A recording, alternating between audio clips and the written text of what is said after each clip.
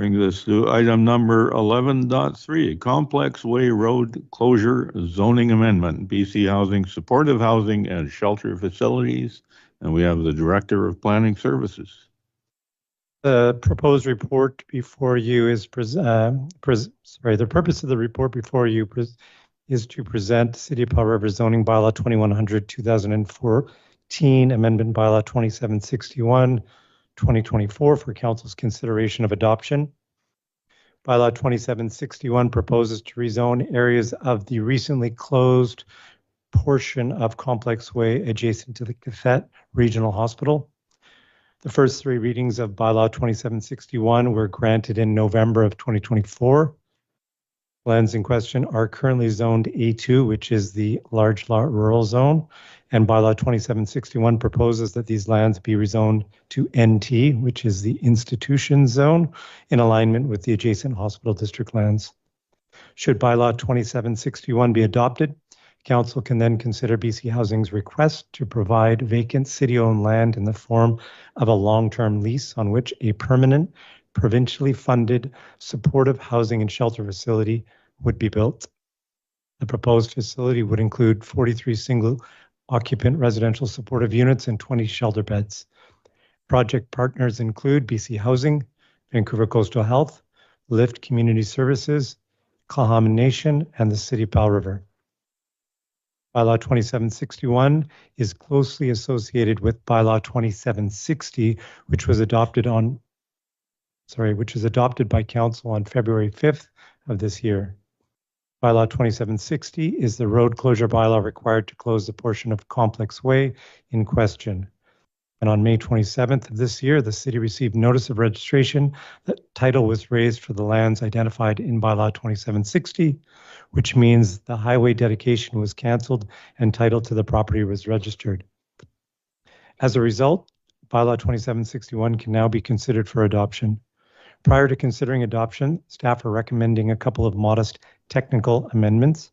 First, that the legal descriptions of the new parcels created when title was raised at the Land Title Office be included in the bylaw. And second, that the diagram included in Schedule 1 of the bylaw be replaced by a version that accurately reflects the amalgamation of the lands that front Abbotsford Street to match the larger hospital district lands that took place as a result of negotiations with Cathette Regional Hospital District. Included in the recommendations are motions that address these proposed amendments. And this completes my presentation. I'm here for any questions you may have. Councillor Elliott. Thank you.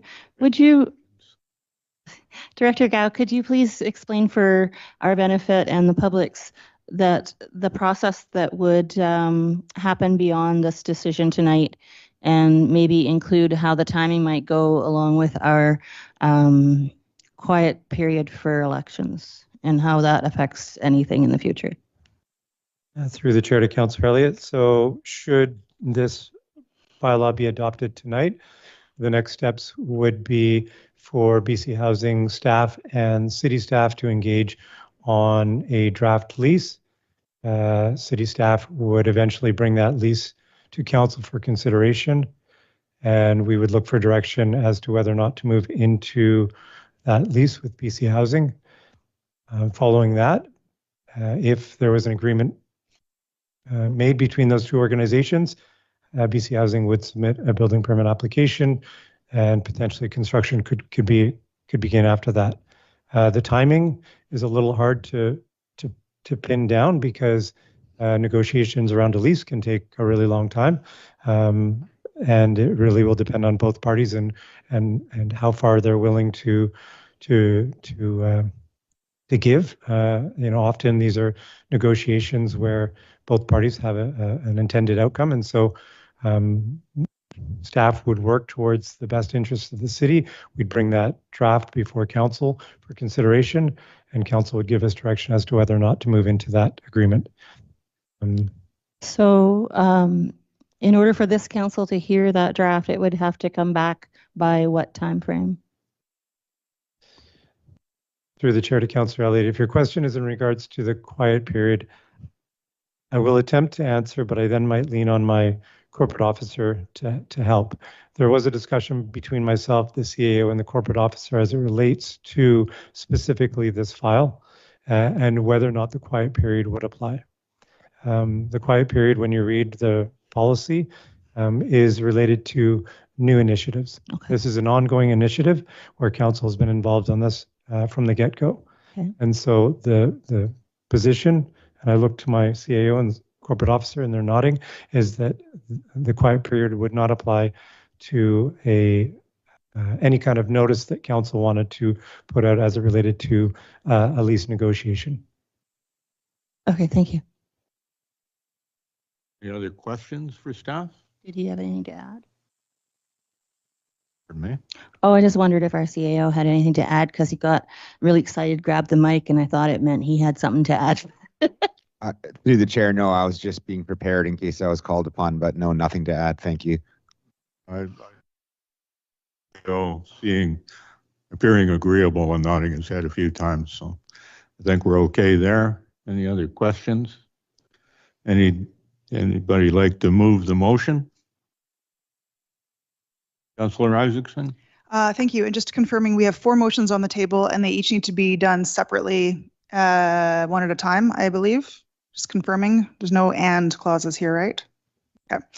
First one, I move that third reading of City of Powell River Zone 2014 Amendment Bylaw 2761/2024 be rescinded. Seconder for that, Councillor Almeida. I'll speak to this one briefly. The first 3 items really are about housekeeping, about updating where we got to previously with the accurate records from the land title office. I would argue the substantial motion about whether this moves forward is the 4th motion on the table. So this is the first one of 4. Any discussion? Councillor Pong. Yes, through the chair, I've got a few things to say in regard to this, so bear with me. First of all, I'm going to ask the question because I don't know the answer, and that is there anybody from BC Housing in the house tonight? Is there anybody from Lyft in the house tonight? Oh. So, no to both of those is quite perplexing to me. You know, the sad part of this is it falls on us here in this chamber where we're only providing a lease to bear the brunt of presentations that we heard earlier this evening as to why people feel so strongly that we don't need another supportive housing, which will add to unsafe streets in our community. That is alarming. It should be alarming to you. And I feel sorry for our staff that's put in this position, as I've said to BC Housing and behind the scenes, because our staff shouldn't be carrying the communication load in this regard. We used to have a process until the provincial government changed direction, where we used to have public hearings or rezoning, where the public could weigh in and had specified time for deliberations. And consultation has been brief. It's been orchestrated so that the public could not get many answers.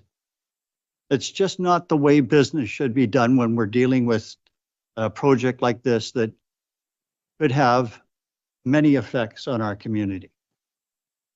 So I had to say that at the start.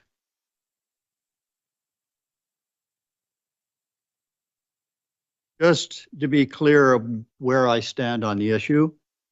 And I'm going to speak to, first of all, safety in our streets and safety in our community, because in my heart, when you accept this job, sitting up here and making these decisions, the number one thing that we should be thinking about is the safety, not only of the vulnerable, everyone in our community that's affected.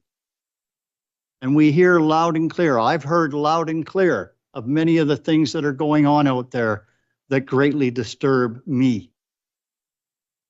And that's not the Powell River when I moved here 42 years ago that I found. As the presentation from the chief tonight outlined, you've got to lock up everything these days.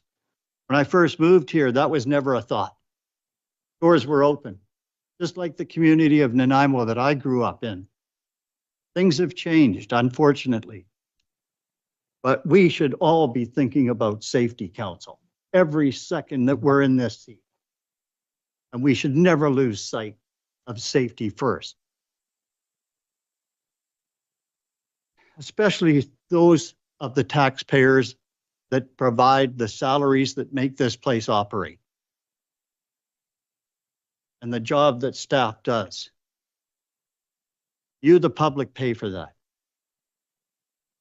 You should be concerned about your city, and you are. That's why you're here tonight. I applaud you for being here. I'll just let you know that all along in this process, I have voted against this development. For the simple reason alone, number one is location. We already have a 40-bed facility on Joyce.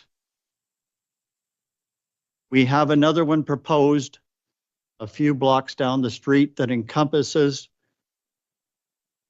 care for seniors. Our hospital, our complex, new subdivision, new multi-room complex for I think it's 150 people to live in.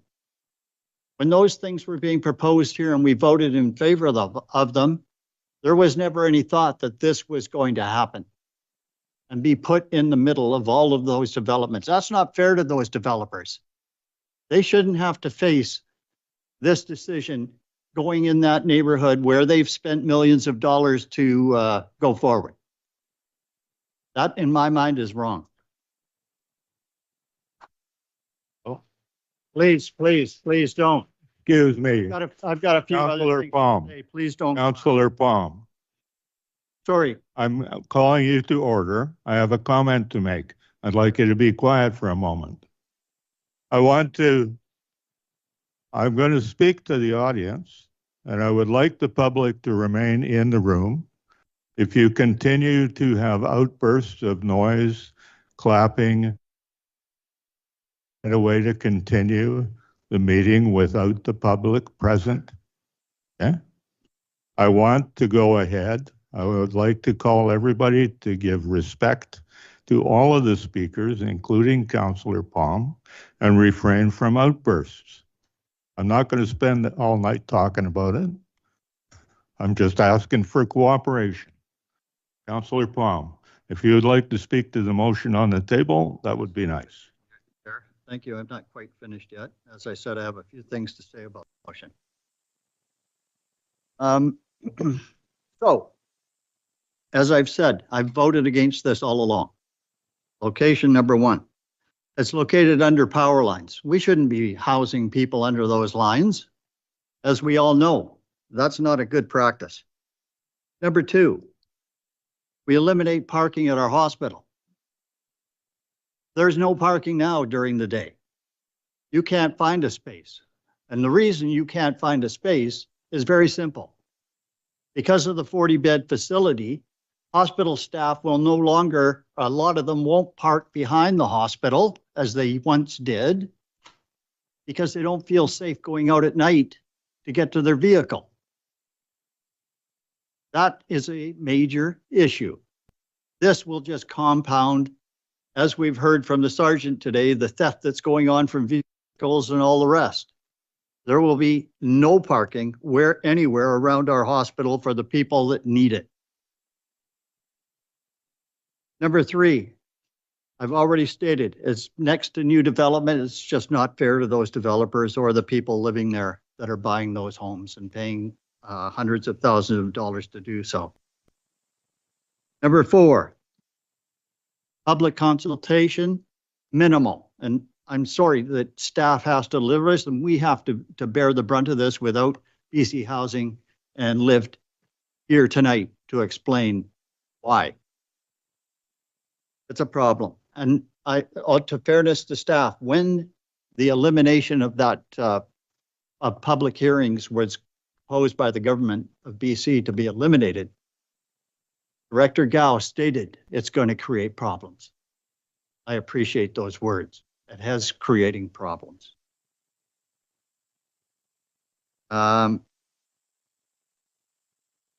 Now, here's the crux of the matter with the motion that's on the floor to rescind. I believe that, or I have found out, Vancouver Coastal Health is in the process of creating what is called a master plan for those hospital lands through our regional hospital district and the regional district. They've done so for one already in the lower coast. Ours is coming next here, and we shouldn't be weighing in on their vision, and they call it a health vision that they're working on and bringing forward that plan in short order. We should wait until that plan is developed and not weigh in on this chunk of property at this point in time. And if this gets dragged to a new council, then they can at least see the information and make an informed judgment. Right here, we're shooting in the dark, going down the wrong road in my estimation. I'm just about finished, but I have to say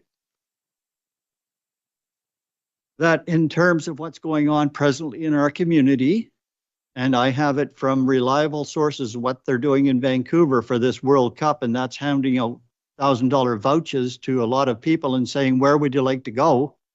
There's a lot of new faces showing up in our community as a result. Point of order, Chair. I've heard firsthand that that is occurring. Councillor Palm, just hold on a minute. The point of order called. Well, Councillor Elliott, what is your point of order? Or Councillor Isaacson, sorry. Yeah, inflammatory, spurious comments defaming actors in Vancouver with no basis in fact. I think it is not helpful to add that information to our discussion.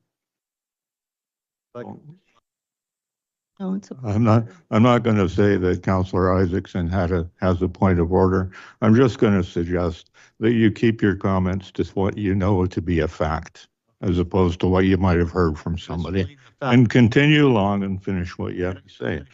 Fact as to where that information came from? No, Me? just go ahead and finish your comments, please. Okay, I won't go there. So where I'm going with this is very simple. We've all heard the term build it, they will come. That multiplies the problem. I hear it from the public regularly. So in terms of where we are in this process, we in the plan that's coming forward from Vancouver Coastal Health, we should just simply say, we should just stop this in its tracks right now and not go forward with this motion tonight. We should hold off. We should delay. And if council sees fit, I will make that motion after we've gone through the process of rescinding whatever, but we shouldn't be doing it right now. Thank you very much. Anyone else on the motion to rescind the bylaw? Elliott. Thank you. So this is the first motion in a series of motions. Technically, we're supposed to speak to the actual motion on hand, and the motion to approve would be separate from the motion to rescind. So I just wanted to make that point that we get to speak to the actual motions to approve separately from a motion to rescind. Procedurally wise, that makes a difference to when we bring our points up normally. So I'm in favor of rescinding the inaccurate bylaw wording so that we can get to the part where we debate whether we want to approve the changes, and after that, whether we want to approve or bring forward for third reading and so on. Sticking to procedure, I think it's proper to rescind this and get down to the part where we make decisions. And I would save my comments for that point in time, because I think that's appropriate to speak to the motion at hand, just to explain what we're doing here. So I'm in favor of the motion to rescind. Anyone else? Gather on your hands. All those in favor of the motion to rescind. All those opposed.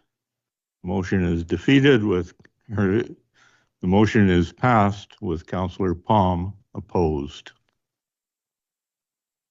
Would you like to continue, Councillor Isaacson? Sure.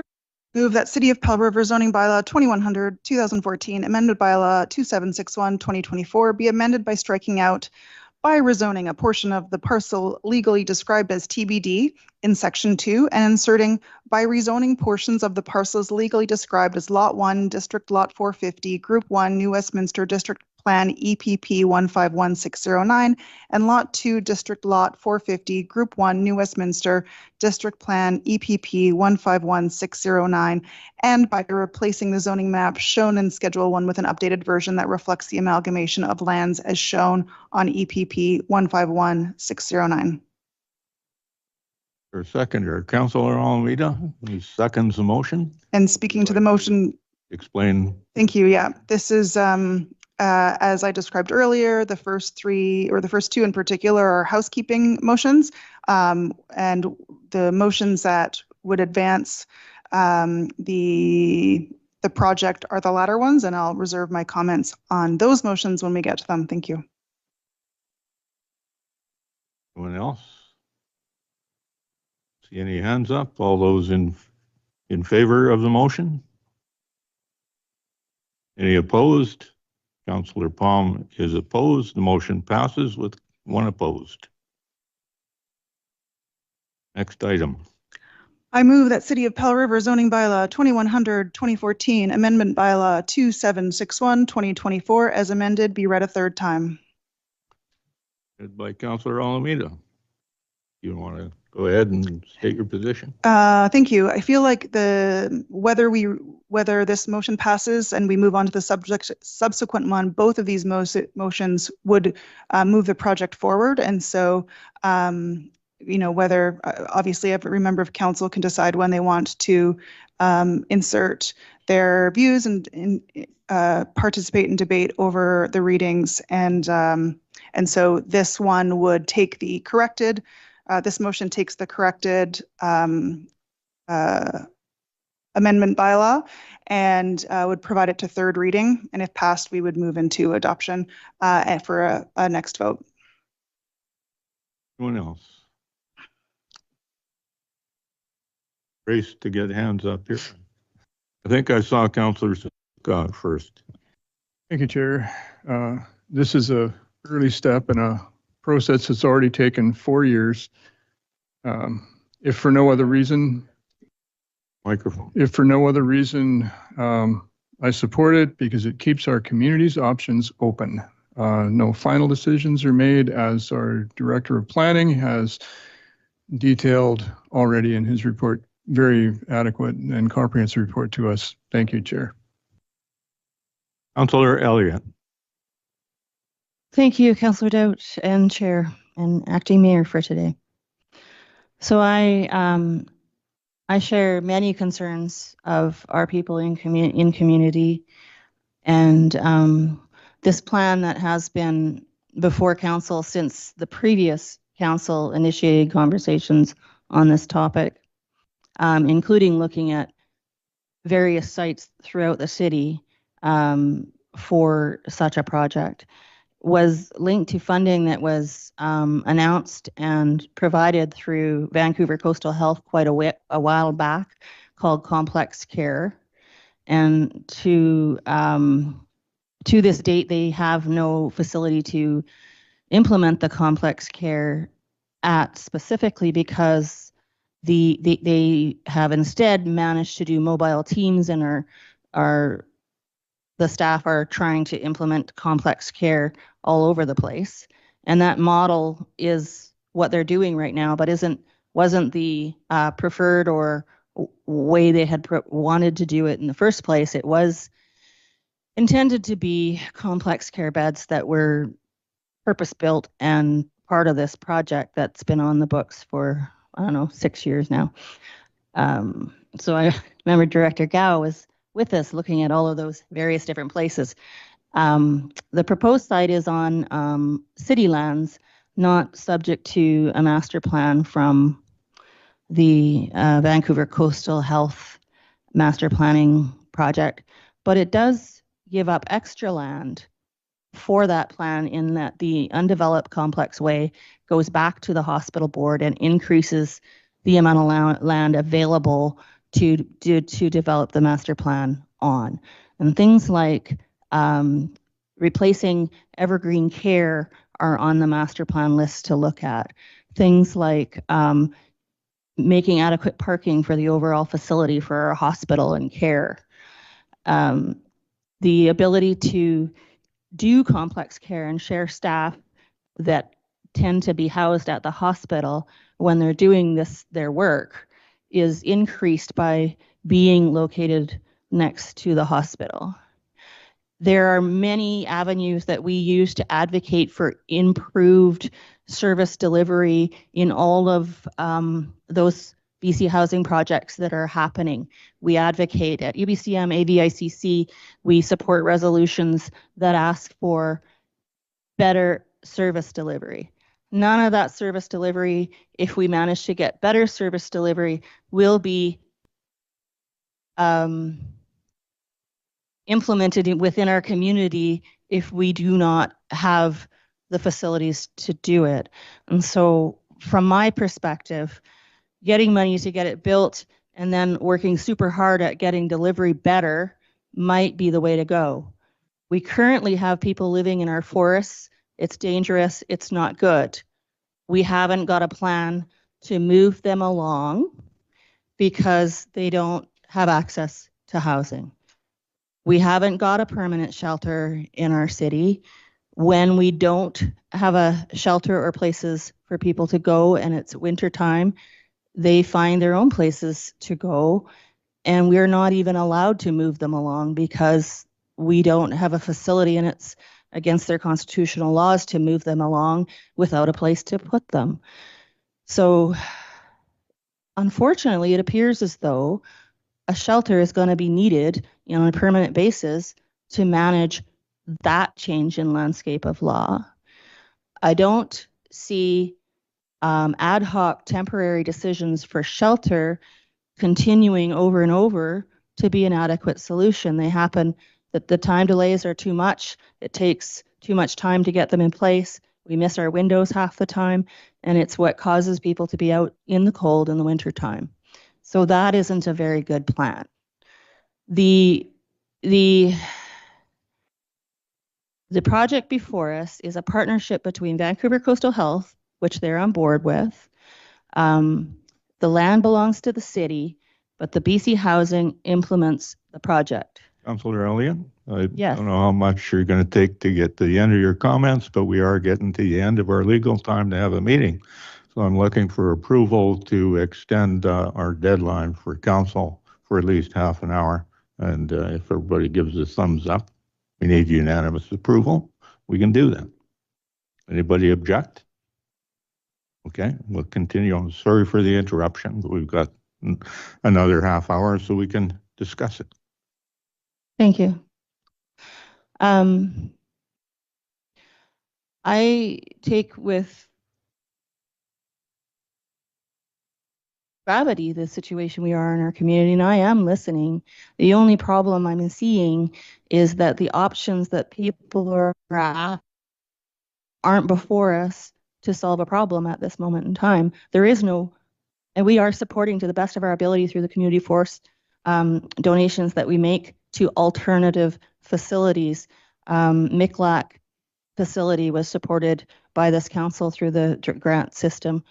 We will probably support further development for women's treatment shelters in the future through that same avenue.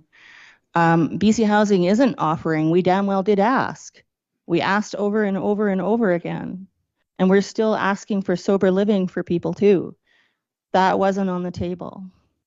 So as we try to provide the housing required for people in our community to get them out of our forests, off our streets, in safer places.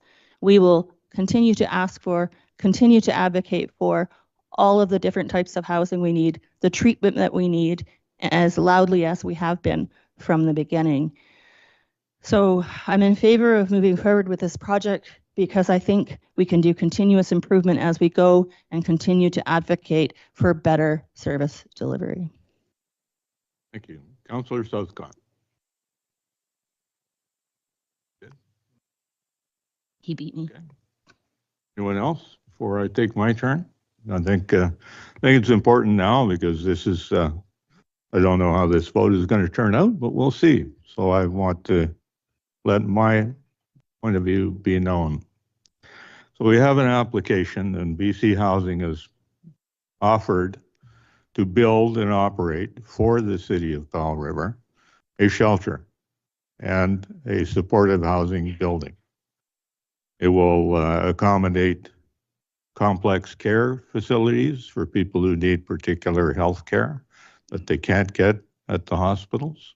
It'll provide shelter beds. We have a temporary shelter on Barnett Street, and it is planned to be temporary for 1 or 2 years while a new facility is built. Part of a comprehensive plan. Once the new supportive housing is built, the land on Barnett Street will be available for affordable, attainable housing for a wide variety of people. It could be combined with other things like daycares and various service facilities in that building. So it's not on hospital land, it's on city-owned land. It's not city money going into building it. It's provincial money that's provided by the province. The province is going to build it and the province is going to operate it and pay for the cost. All we're doing, if these motions pass, is leasing the land. I was watching the news today and the mayors of all of the big cities in Canada were telling the Premier, the Prime Minister of Canada, that he should take homelessness as a building initiative for Canada as a national building influence to build more housing for people. And we need to do that. We need to build housing for the most needy and everybody else. You know, I don't think, and we are doing that as a council. You have examples tonight of various steps in that process, and no council doesn't have all the money to do it. We need the assistance of the province and the federal government to accomplish that. But I am in favor of building another supportive housing in this place because it will give an opportunity to get more people off the streets, make it a better place for all of us to live, and make it a safer place for all of us, including the homeless who are without the safety of a shelter right now. So that's my comment. I'm in favor of this motion. I'll be in favor of the next one. I'm gonna ask you one more time to not shout out and to maintain decorum. You'll have an opportunity to ask questions at the end of the meeting. So please do that. Councillor Isaacson, you have the floor. Thank you, Chair. So I think one of the questions we heard earlier is, couldn't this project here be something else like seniors housing, sober living, second stage housing? And unfortunately, for this project, the answer is no. We had a very specific offer from the province, and really our options are to proceed or not. We do not have a lot of negotiating room. When the provincial budget was passed this year, there were a number of other communities that were less far along or where councils were trying to negotiate that were canceled or indefinitely postponed. And we happened to maintain this project, and that's not true for a lot of other communities. So for this funding envelope, it's really this or nothing. Having said that, I would enthusiastically support a housing proposal asking for city land for sober living, seniors living. That's just not what we have in front of us. Seniors housing in this community currently, it could be different if we had a housing authority by the city, but currently is led with nonprofit housing providers. And so Kiwanis, Sunset Homes, Life Cycle, previous councils in this council have supported those housing projects in different way. And unfortunately, the province recently suspended the Community Housing Fund, which would mean no big funding opportunities for those types of projects. And so at our Committee of the Whole meeting on Tuesday, we directed staff to prepare, it has to go to council, but prepare and ask to meet with the Ministry of Housing or the Minister of Housing about the suspension of that housing fund, because housing projects like seniors housing, like housing for people experiencing family violence, for sober living, those are all very important. That's just not what we have on the table right now.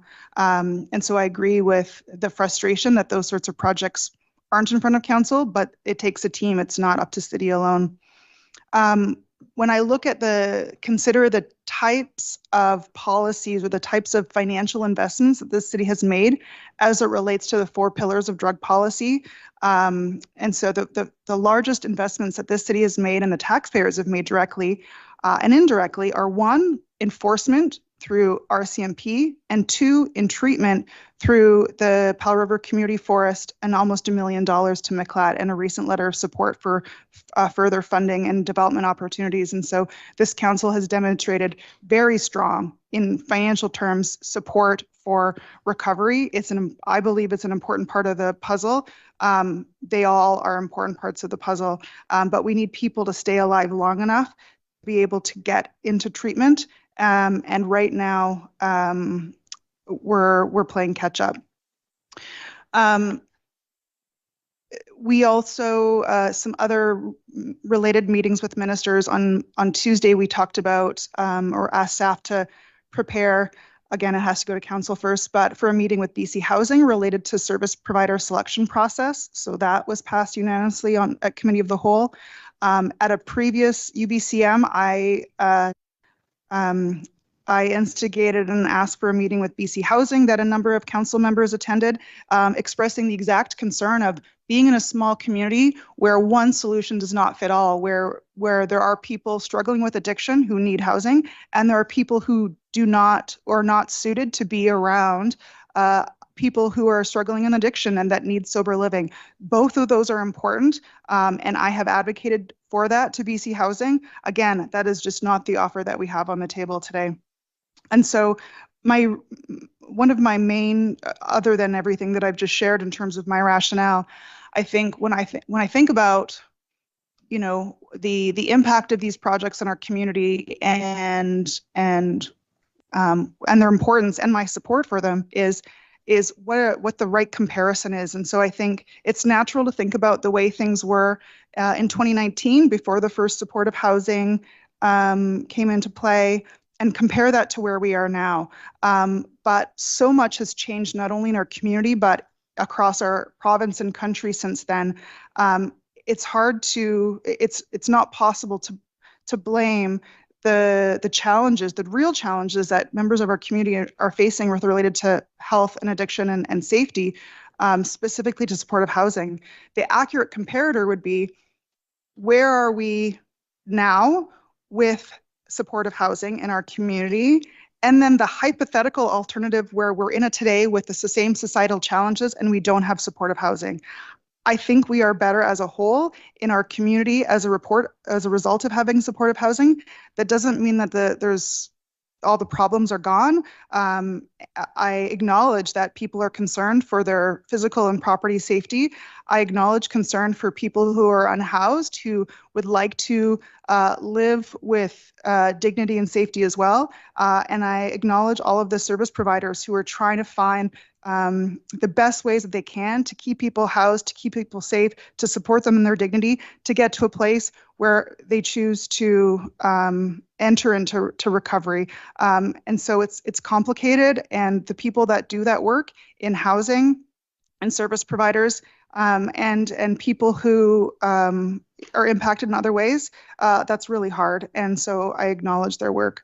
So yeah, overall, this is, we have something on offer, and the question is, will we do better by our residents by passing it?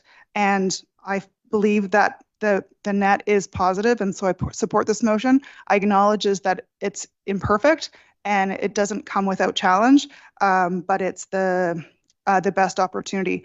Now, technically, this vote here is about rezoning. It doesn't approve a project, but I think it's disingenuous to not relate it to the actual project. And so I focus mostly on the project. In order for that to become possible, the land needs to be rezoned, and that's what I'm supporting tonight. Thank you.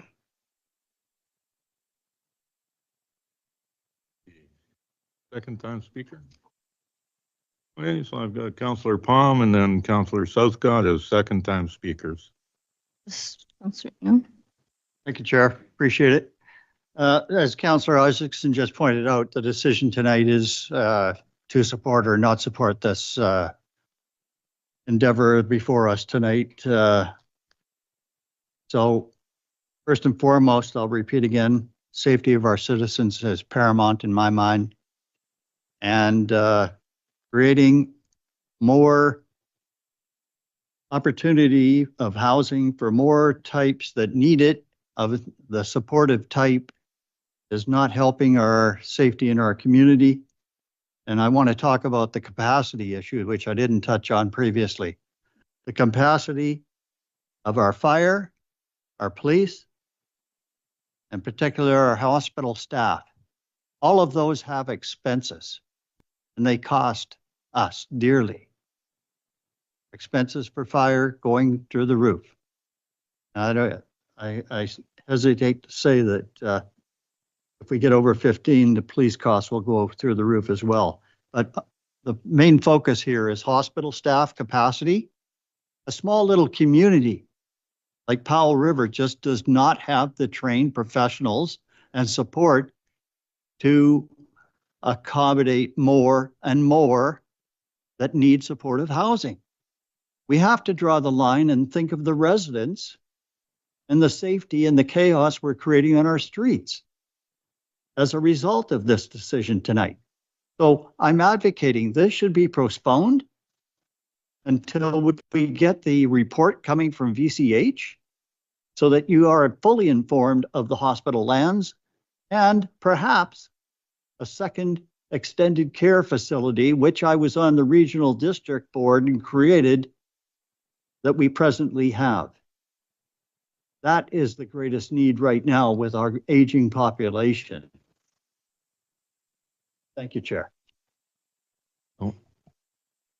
Yeah, Councillor Alameda, you're a first-time speaker, so you can go ahead, and Councillor Southcott will be next, and we're eating into the time, so I'd like to ask people to make their comments as straightforward as they can, although I really want to hear what you think. Thank you, Chair. I believe actually our procedure bylaws only allow for speaking once on when a motion is on the floor, so I don't know if and based on what's, yeah, so anyway. You want to limit speakers to one time? Considering it's 9:15, yeah, I do.